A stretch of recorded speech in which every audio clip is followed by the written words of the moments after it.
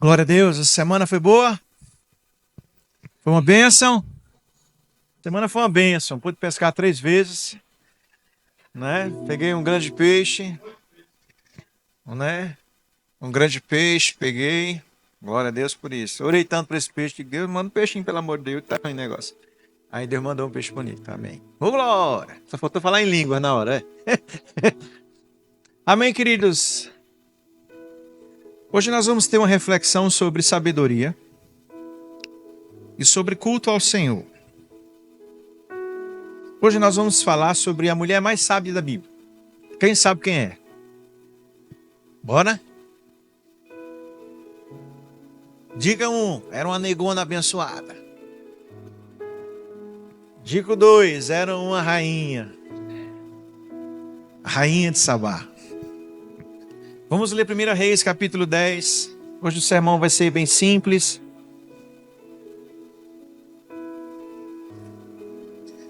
1 Reis, capítulo 10. Hoje o sermão vai ser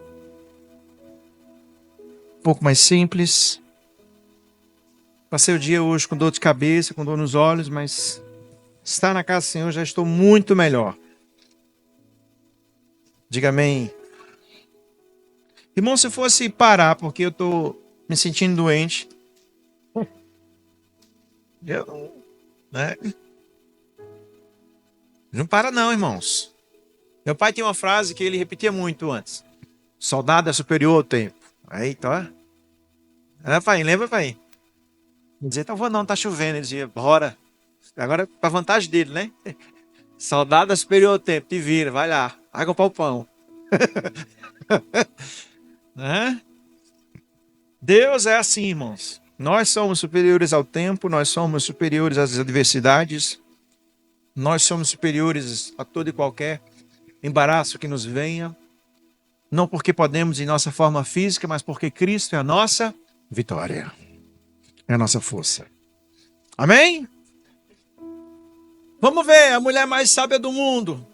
Até hoje, não tem outra. E o porquê que eu digo isso, pastor? Daqui a pouco vou mostrar a vocês. Versículo 1.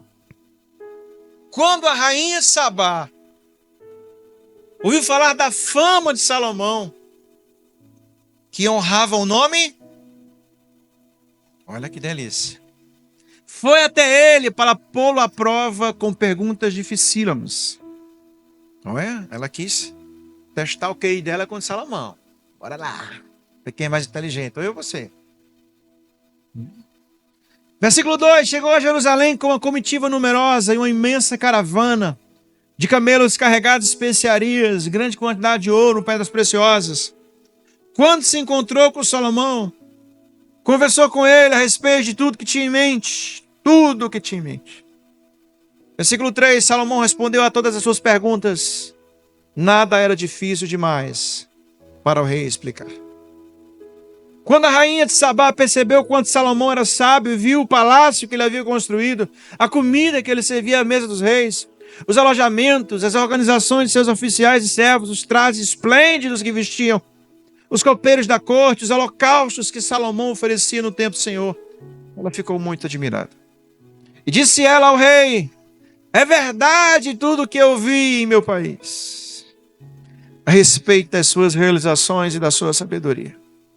Não acreditava no que diziam até que cheguei aqui e vi com meus próprios olhos. Aliás, não tinham me contado nem a metade. Sua sabedoria e prosperidade vão muito além do que eu ouvi. Como deve ser feliz o seu povo? Que privilégio para os seus oficiais estarem à sua presença todos os dias, ouvindo a sua sabedoria. Louvado seja o Senhor, o seu Deus, que se agradou de você e colocou no trono de Israel. Por causa de quê? Do amor eterno do Senhor para com Israel. Ele o fez rei para governar com justiça e retidão. Ele o fez rei porque ele amava o povo de Israel. Então ela presenteou o rei com 4.200 quilos de ouro. Eita, aleluia. Se a gente fosse converter aqui, dava não sei quantos trilhões de reais. Especiarias em grandes quantidades e pedras preciosas. Nunca foram vistas tantas especiarias quanto a que a rainha Sabá deu ao rei Salomão. Além disso, os navios de Irão trouxeram ouro de Ofir e grandes carregamentos de madeira de sândalo e de pedras preciosas. O rei usou a madeira de sândalo para fazer corrimões para o templo e para o palácio. E também liras e harpas para os músicos, e nunca antes nem depois se ouviu tanto suprimento de madeira de sândalo. O rei de Salomão deu à rainha de Sabá tudo o que ela pediu, além dos presentes costumeiros que ele já havia entregado com generosidade. Então elas e sua comitiva regressaram para a sua terra. Amém. Vamos orar. Pai, obrigado por esse texto. Obrigado por essa oportunidade de servir à mesa, Senhor, dos teus filhos. Deus, que o Senhor possa estar falando aos corações que vieram essa noite. Que o Senhor possa estar, Deus, trazendo graça, conhecimento. Que o Senhor possa, Deus, estar, em nome de Jesus, Senhor, Deus, trazendo uma mensagem que possa ativar os teus filhos, Senhor, a estarem no centro da sua presença. Ativarem os teus filhos a andar no caminho de sabedoria. Ativarem os teus filhos, Senhor Deus, para andarem um caminho que o Senhor almeja e deseja nos nossos corações. Obrigado por esse momento, obrigado por essa palavra, em nome de Jesus. Amém! Irmãos, a Bíblia não é um livro comum. Quando você lê qualquer outro autor, de qualquer outro livro, de qualquer outro estilo de escrito, você sempre vai ler de forma literal. Exemplo, a laranja está verde. Quando nós lemos isso, óbvio que o que significa é que ela não está boa para se comer. Mas quando nós lemos a Bíblia, é completamente diferente. Quando nós lemos a palavra de Deus, existem de outras formas interpretativas de um mesmo texto. Podemos ler a Bíblia de forma escatológica.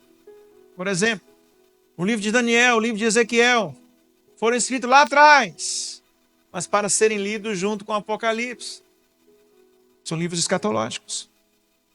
Isaías. A Bíblia tem numerologia. Veja que interessante. A Bíblia trata 3 como o número da Trindade, 40, o número da aprovação, 12, o número da cobertura de Deus, 6 do homem, 7 da perfeição. Amém? Eu nasci dia 7 de abril. Glória a Deus por isso. Não é? Glória a Deus por isso. Não é? E às vezes é do mês 7, ó glória. Não é? A Bíblia trata de uma linguagem figurativa. Quando Jesus diz, eu sou o pão da vida. Quando Jesus diz, eu sou a água da vida, a fonte a jorrar eternamente. E tantas outras formas de ler a palavra de Deus. Pastor, e por que isso é importante? Porque a Bíblia também trabalha com tipologias de Cristo. E o que é uma tipologia de Cristo? São pessoas que em momentos ímpares de sua vida representam Cristo nas histórias da palavra de Deus. Quem pode me dar tipologias? Elias era um tipo de Cristo. Moisés era um tipo de Cristo. Né? José era um tipo de Cristo. Davi era um tipo de Cristo.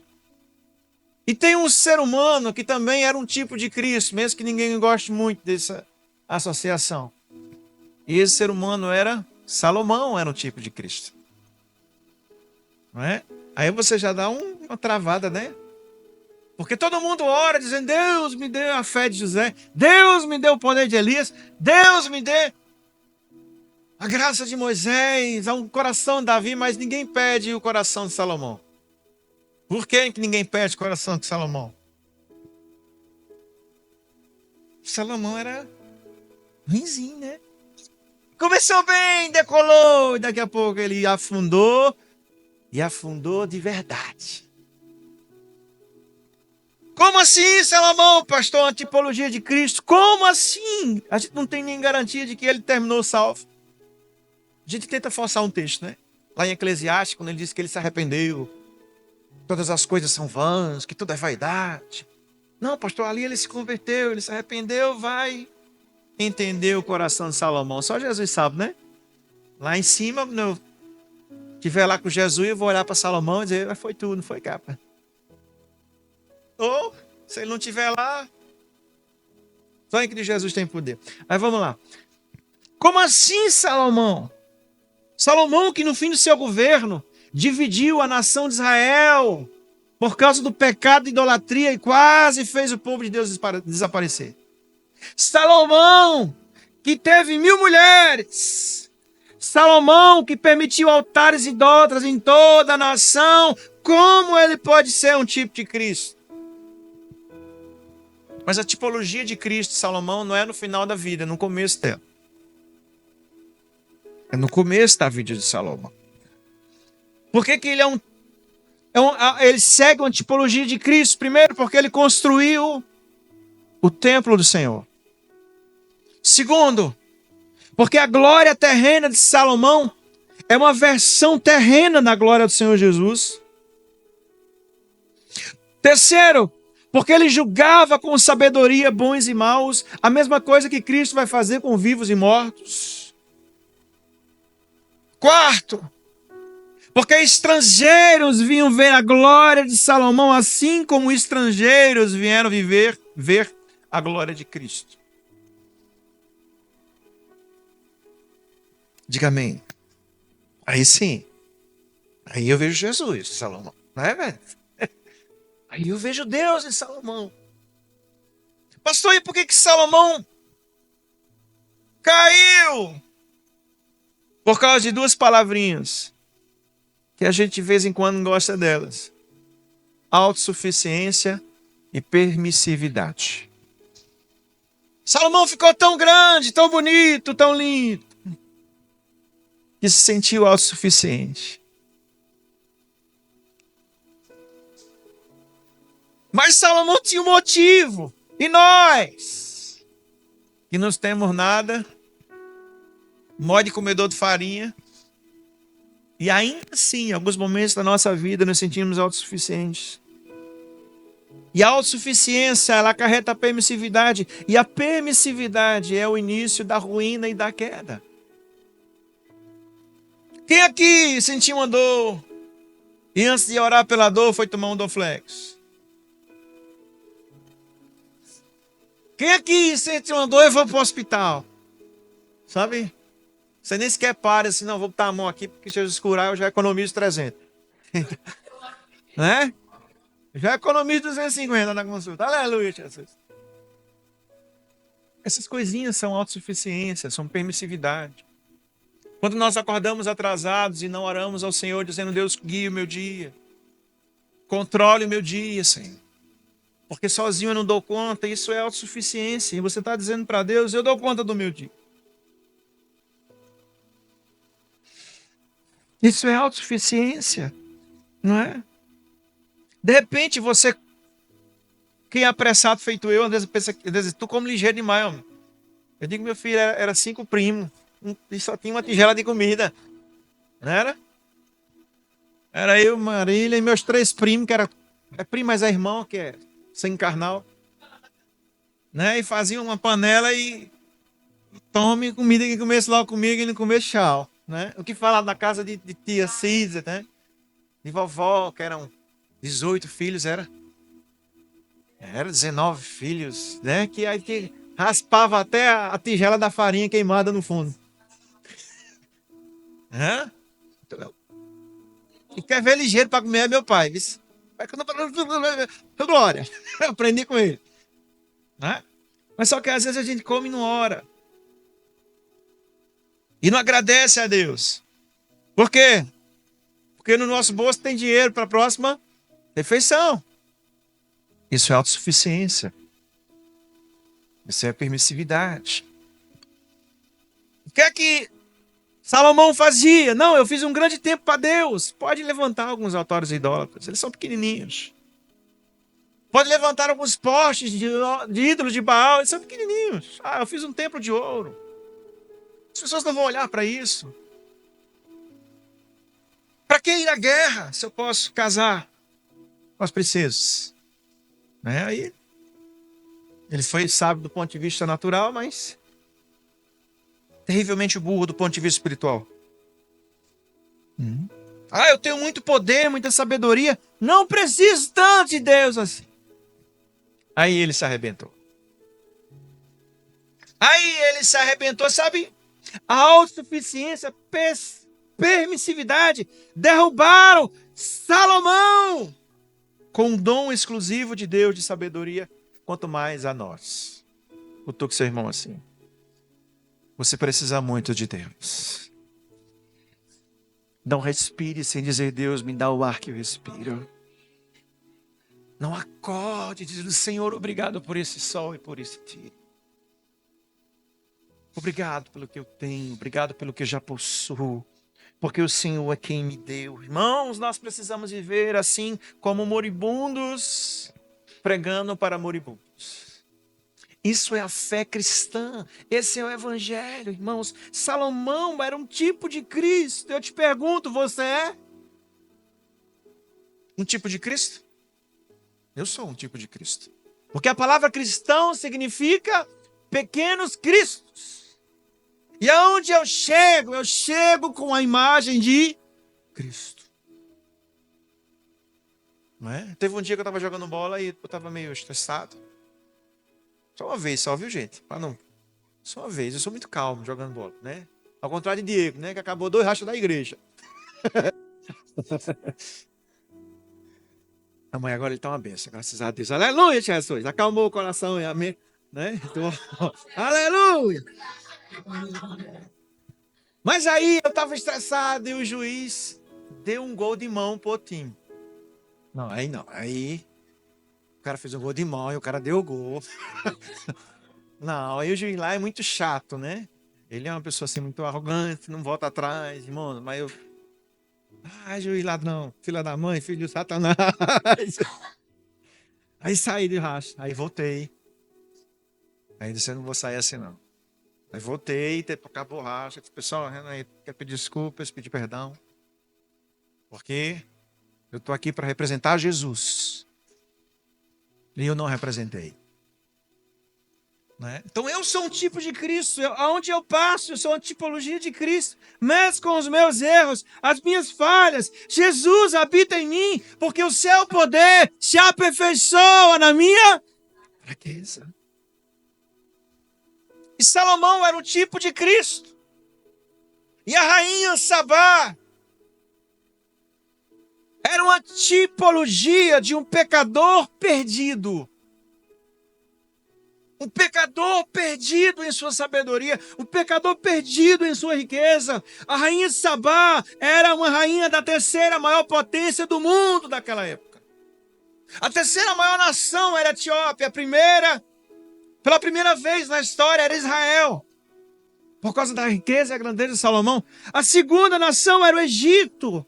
Porque tinha agricultura e pecuária. A 3ª nação mais rica e poderosa desse tempo era a Etiópia, porque comercializava pedras preciosas, perfumes e aromas. E aí eu acho que ela ficou impressionada como Israel, que não tem terra, não tem minério, não tem gado, não tem pegada, consegue se tornar a maior potência do mundo. E aí ela começou a ouvir a respeito de Salomão e começou a ouvir a respeito do Deus de Salomão. A rainha Sabá, gente, ela era feiticeira. Diga: sangue de Jesus. Era daquelas que bebia sangue de bode numa taça de manhã. Diga assim: sangue de Jesus tem poder. O nome dela era Félix. Ela não acreditava no Deus de Israel. Até que ela, no seu palácio, ouviu falar da tipologia de Cristo, que era Salomão. Até que ela, em seu palácio, ouviu falar da fama do Deus de Salomão. E no seu íntimo disse: eu vou a Jerusalém e vou conhecer ele. E a Bíblia diz que ela foi cética. Ela foi incrédula. Mas ela foi convicta que lá ia conhecer Salomão e o seu Deus. Irmãos, isso é uma tipologia de nós, quando éramos incrédulos. Quando ouvíamos falar da fama de Cristo e de repente decidimos ir à igreja, porque a igreja é uma tipologia de Jerusalém, e ter um encontro com Cristo. Diga amém. Que esse momento aconteça para suas famílias, em nome de Jesus. Diga amém. E apesar de rica e poderosa, aquela mulher, ela era cheia de dúvidas, cheia de incertezas. Algo faltava no seu interior. Porque não, nada preenche o vazio chamado Deus. E no versículo 1, ela ouvindo a fama de Salomão com respeito ao nome do Senhor. Ele disse, eu vou lá e vou perguntar todas as perguntas do íntimo do meu ser. Eu vou lá e vou perguntar todas as questões da minha alma, irmãos. A primeira característica dessa mulher é que ela tinha muita disposição e vontade, porque ela não era uma viagem fácil, irmãos, eram 5 meses de viagem. Né? Imagina você passar 5 meses para ir para a igreja. Andando, navegando, andando, subindo morro, descendo morro e sem café, Lida. Sem café, Lida. Né? Certa vez estávamos no Café com Bíblia e falamos das viagens de Paulo, aí a Lida disse assim, não tem nenhum cafezinho para ele dar uma recuperada. Eu disse, não tinha café. Não tinha café. 5 meses a pé de navio, 5 meses criando expectativa a respeito de Salomão. 5 meses pensando em Salomão. E quando ela chega, irmãos, ela não vai ver o seu império, ela não vai ver a sua riqueza, ela não vai ver o seu poder, a sua glória. Ela quer estar com ele. Eu quero o que ele tem. Eu quero o que ele carrega. Para responder aos anseios da profundeza de sua alma. Só depois ela vai ver os feitos de Salomão. E no versículo 9 ela se converte de uma forma extraordinária. Uma mulher que era ímpia, que bebia sangue de bode, em apenas um relacionamento com a tipologia de Cristo, ela grita no versículo 9, louvado seja o Senhor, o Deus de Israel. O único Deus verdadeiro. Que conversão extraordinária. E ela grita, foi Deus quem botou você aqui, porque Deus ama Israel. Que conversão extraordinária. Irmãos, não é assim que nós chegamos diante de Deus? Cheio de questões, cheios de perguntas em nossa alma. Quantos vieram a Jesus? Porque o seu coração estava impregnado de dúvidas a respeito do perdão. Dúvidas a respeito do inferno, dúvidas a respeito da aceitação de Deus, alguns sobre encarnação, alguns sobre purgatório, alguns sobre eleição, questões do coração, mas quando nos deparamos com Cristo, Ele responde às nossas almas e nos laça com cordas de amor, até que o nosso coração grite, louvado seja Deus, o único Deus de Israel. Versículo 3, Salomão lhe deu todas as respostas e nada havia de tão profundo que não pudesse ser explicados. Quando se tem um encontro com Jesus, tudo começa a se resolver em nossa vida. Diga amém. Ah, pastor, minha vida está um nó. O remédio é Jesus. Ah, minha vida está... Ei, Jesus, Ele é a cura para a doença, Ele é a organização de um casamento, Ele é a prosperidade que anda em ruína, Ele é a alegria e a certeza e a paz de um coração cheio de medo. Diga amém. E o que eu aprendo com isso, pastor? Que todas as vezes que eu vou à casa do Senhor, por causa do Senhor, Ele responde aos anseios da minha vida. Transforma a minha alma. Diga amém. Glória a Deus. Sabe que conversão linda. A Bíblia diz que ela chega em Jerusalém com uma grande multidão. O que acontece quando a gente se converte de verdade ao Senhor? A gente quer levar os nossos pais, os nossos filhos, os nossos primos, os vizinhos, né? A gente quer empurrar de goela abaixo o evangelho. A gente até erra dizendo que os outros estão no inferno. E a gente quer trazer todo mundo para Jesus. A segunda coisa que a gente quer fazer é apresentar os nossos dons diante de Deus. Ela chega carregada de especiarias e perfumes que só eles podiam fazer. A terceira coisa que a gente faz é tacar dinheiro na obra de Deus, porque nós queremos vê-la crescer. Assim como foi Sabá, também foi as nossas vidas. Sabá é um modelo de conversão, é um modelo de um culto que não só mudou a sua vida, mas a história de todo o seu povo. Diga amém? E por que Sabá foi a mulher mais sábia da Bíblia, pastor? Porque depois de 1000 anos, irmãos, fala comigo assim, 1000 anos. Lá no livro de Atos, capítulo 8, versículo 26. Filipe estava pregando, cheio do Espírito Santo. Assim como houve avivamento no tempo de Salomão, houve avivamento 1000 anos depois, com a descida do Espírito Santo. E Filipe, o diácono da igreja, estava pregando. E ele estava indo para a missão, e Jesus disse, ei, pega aqui à direita, fica lá em cima naquela rua. E ele fica lá plantado que nem uma bananeira, de repente passa uma carruagem. Um homem lendo, cheio de questões no coração. Cheio de questões na sua alma.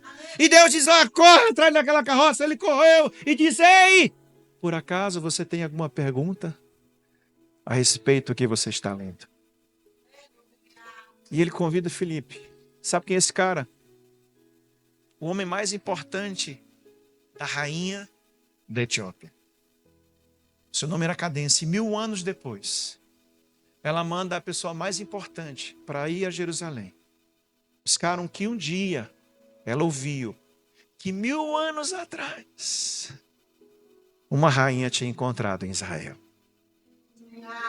Você sabe o que é passar 1000 anos e a sua fé continuar tocando os corações de quem escuta a sua história? 1000 anos depois, haviam filhos da fé daquela mulher. Sabe quem ganha dela? Ninguém. Quem é que chega perto? O sábio Daniel. Porque depois de séculos, os magos encontraram Jesus, pequeno, guiados pelas estrelas que Daniel profetizou e ensinou. Mas só que o tempo de Daniel foi muito menor do que o tempo de Sabá. 1000 anos. Diga assim para o seu irmão, 1000 anos. Aí você pode dizer, não, quando eu morrer, depois de 10 dias, o povo nem vai se lembrar de mim.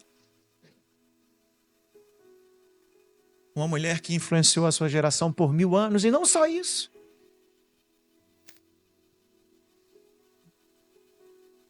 Essa mulher foi incrível. Essa mulher teve apenas um culto. Olha para o seu irmão e diga assim, um culto só.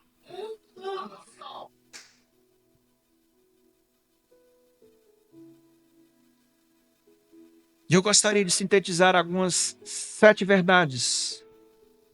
Para assim como Sabá termos cultos transformadores.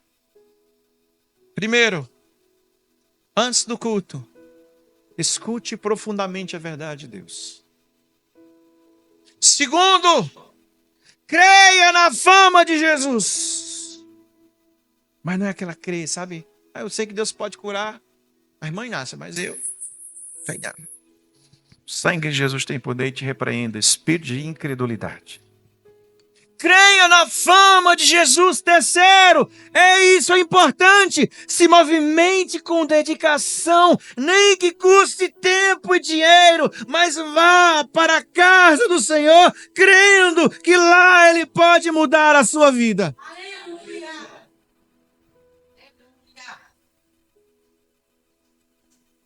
Quarto, crie uma profunda expectativa no que Deus pode fazer lá. Quem aqui já foi para o culto para cumprir tabela? O pastor primeiro. Eu vou porque eu tenho que ir. Eu vou pregar porque eu tenho que pregar. Se eu não for, os irmãos não vão para a igreja. O pastor tem essas. Aí eu digo, me ajoelho, está amarrado em nome de Jesus. Eu vou para cá, Senhor, porque Deus está lá. E o Senhor pode ir um culto mudar a minha vida inteira. E o Senhor pode ir um culto mudar tudo à minha volta. O senhor pode ir um culto, olhar para mim e dizer assim: ei, a partir de hoje eu vou te abençoar. Diga amém. Olha para o seu irmão e crie uma profunda expectativa no que Deus pode fazer por você.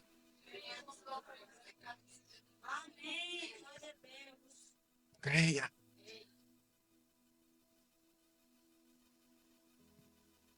Quinto, se relacione intimamente com Ele. Intimamente. A palavra aqui é conhecer. A palavra aqui é ter relações íntimas com Deus. Para que Ele responda todos os anseios da sua alma e você possa gerar um filho chamado liberdade. Por que menino entrou no meio, pastor? Porque existia uma teoria de que Sabá voltou dali grávida de um filho de Salomão. Salomão não perdia tempo, né, gente? Né? Só que esse filho de Sabá, possivelmente, tá, gente? Mas o que a história diz, de fato, é que quando Sabá volta para a Etiópia, há um grande avivamento judaico naquele país, sem ter tipologia de Cristo. Porque Sabá se tornou a tipologia de Cristo Jesus. Houve um grande avivamento na Etiópia, ao ponto de até hoje, uma grande comunidade na África, judeus chamados de Black Hebrew Israelites, que se auto-intitulam em português como a comunidade judaica negra. Um monte de negão, judeu, coisa mais linda do mundo. E veio, de 1000 anos atrás, na tipologia de Cristo, de uma mulher que fez um culto que o Senhor se agradou e não mais esqueceu dela. Não mais esqueceu dela. Quem foi que mandou Filipe esperar o eunuco passar? Por que Jesus tirou Filipe de todo o seu cronograma para parar e se encontrar com o etíope? Jesus se apaixonou pelo seu país por causa da fé de uma mulher. Diga amém. Diga aleluia. Eu quero terminar com uma frase. Ir para a igreja não resolve a sua vida. Ir para a igreja não vai mudar nada na sua casa. Se você não entender que há cultos que Deus rejeita e cultos que Deus aceita. Se você não entender que tem que dar um culto semelhante ao culto de Sabá, para que Deus transforme a sua vida. Diga amém. Fica de pé em nome de Jesus.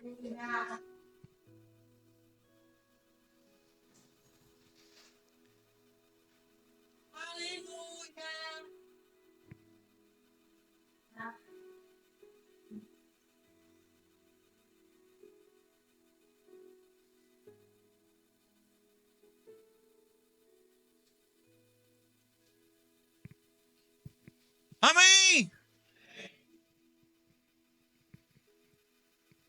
Gente, essa mulher era pesada. Era desmantelada, irmão. Trabalhava com magia negra. Bebia sangue de galinha. Misericórdia. Mas no seu coração ela crê, eu vou lá e ver. Aleluia. Eu vou lá ouvir. Eu vou lá porque a fama daquele homem, do Deus daquele homem, se ele conseguir responder às questões da minha alma, irmãos, aquela mulher, apesar de ter tudo, ela era pobre. Porque a única coisa que ela tinha era dinheiro.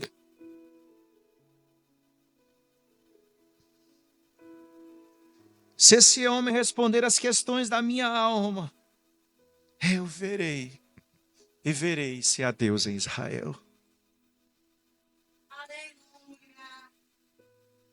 Quantos aqui lembram de cultos que o Senhor respondeu no seu coração, dizendo: Deus, meu filho, esse culto foi bom, esse culto foi maravilhoso.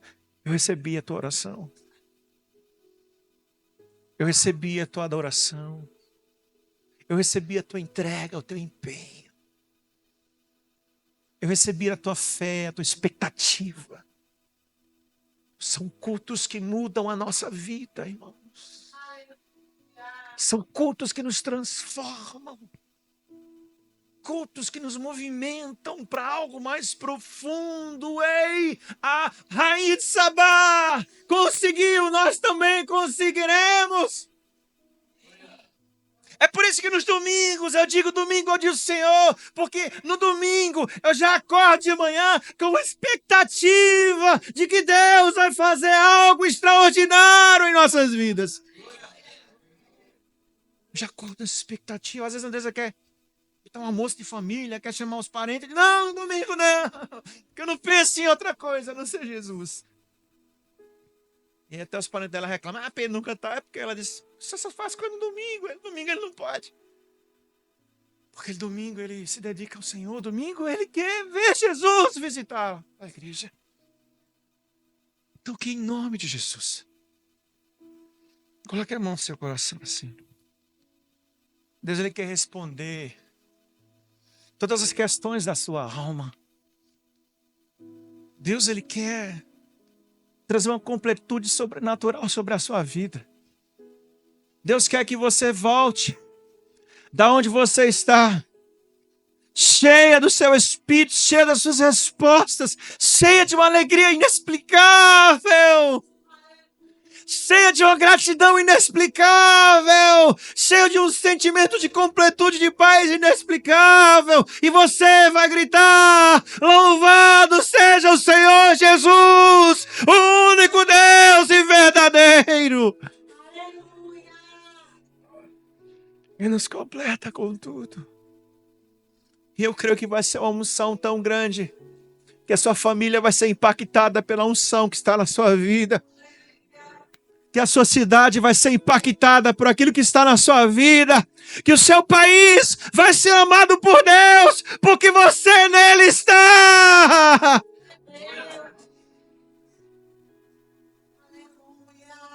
Aleluia.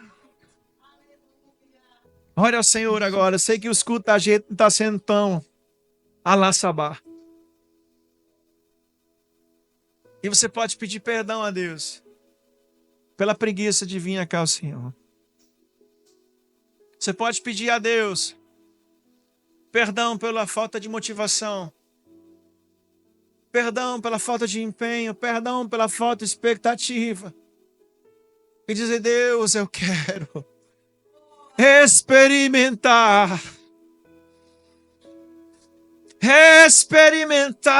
de um toque seu, a presença sua extraordinária.